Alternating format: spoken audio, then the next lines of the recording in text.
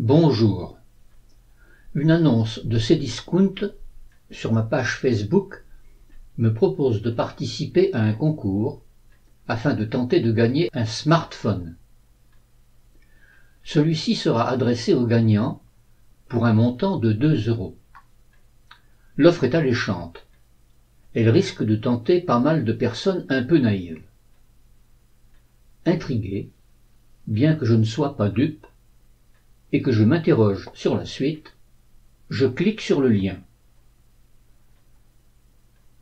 J'arrive sur une page où on m'indique que durant ce jour, 7 clients vont remporter un Samsung Galaxy S10. Il suffit pour cela de cliquer sur la bonne enveloppe pour vérifier si la chance est au rendez-vous. Je décide de tenter l'expérience. Je choisis une des enveloppes au hasard et bien sûr le résultat est négatif. Cela ne me surprend pas car je n'ai jamais eu de chance à la loterie.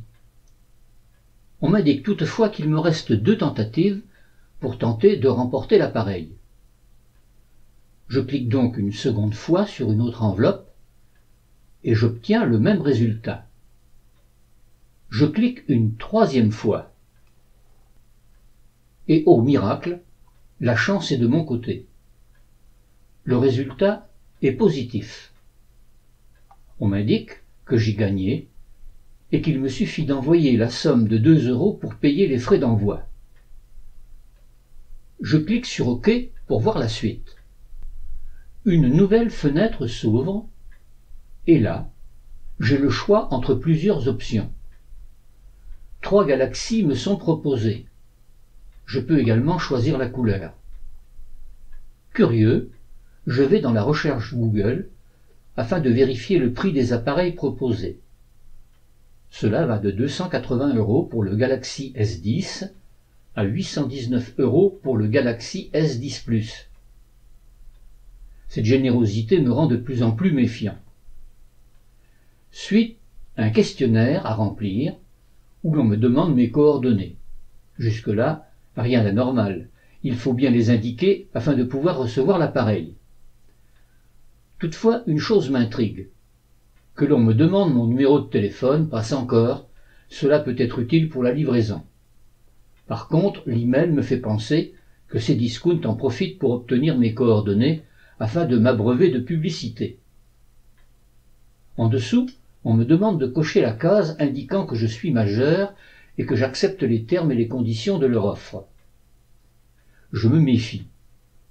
Avant de cocher éventuellement la case d'acceptation, je clique sur le lien afin de prendre connaissance de ces fameuses conditions. J'arrive sur une nouvelle fenêtre et je découvre une liste impressionnante de conditions. J'en parcours certaines afin de m'assurer que ceci n'est pas une arnaque. Je ne vais pas être déçu. Sur l'une des pages, la réalité du gain d'un des appareils n'est plus aussi explicite. Ma méfiance augmente. J'imagine que si je coche cette case pour accepter les conditions, je vais être dirigé vers une autre page et que le piège va se refermer. On me demandera alors sûrement mes coordonnées bancaires et ensuite je risque d'être lié, peut-être par un abonnement payant, à un service que je n'aurais pas demandé, qui doit être indiqué quelque part et bien caché dans une des nombreuses conditions que je n'ai pas lues en entier.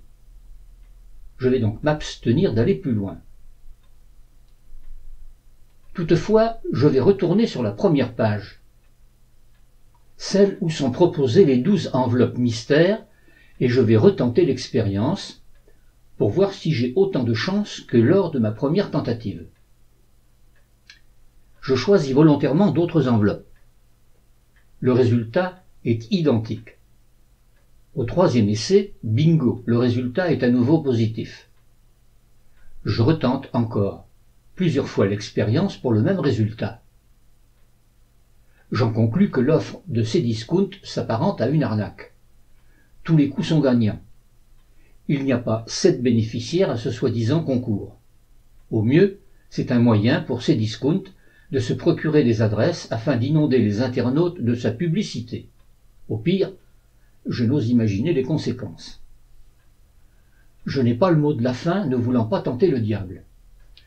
J'imagine, toutefois, que si l'envoi d'un smartphone est réel, il y a forcément une contrepartie désagréable pour celle ou celui qui se sera laissé tenter par l'offre.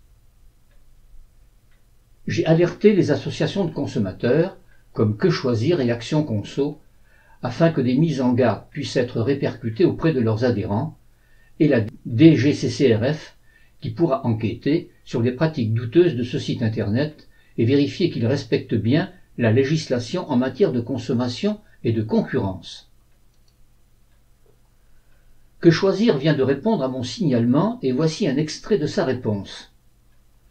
Sachez que dans la plupart des cas, les pubs soi-disant véhiculées par des sites de e-commerce connus tels que Cdiscount, Amazon ou encore Rakuten ne proviennent pas des sites en question.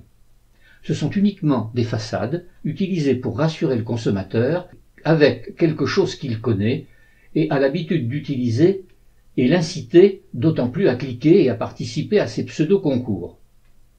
Les sites concernés ne mettraient pas leur réputation en jeu pour une publicité Facebook et n'ont pas d'intérêt à faire ça.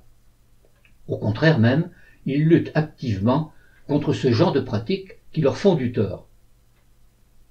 Si vous pensez comme moi que ces pratiques commerciales frisent la tromperie du consommateur et sont répréhensibles, n'hésitez pas à partager ma vidéo autour de vous afin que des personnes vulnérables ne soient pas tentées de répondre à ces offres et ainsi risquer de subir de graves désagréments. Merci de votre écoute.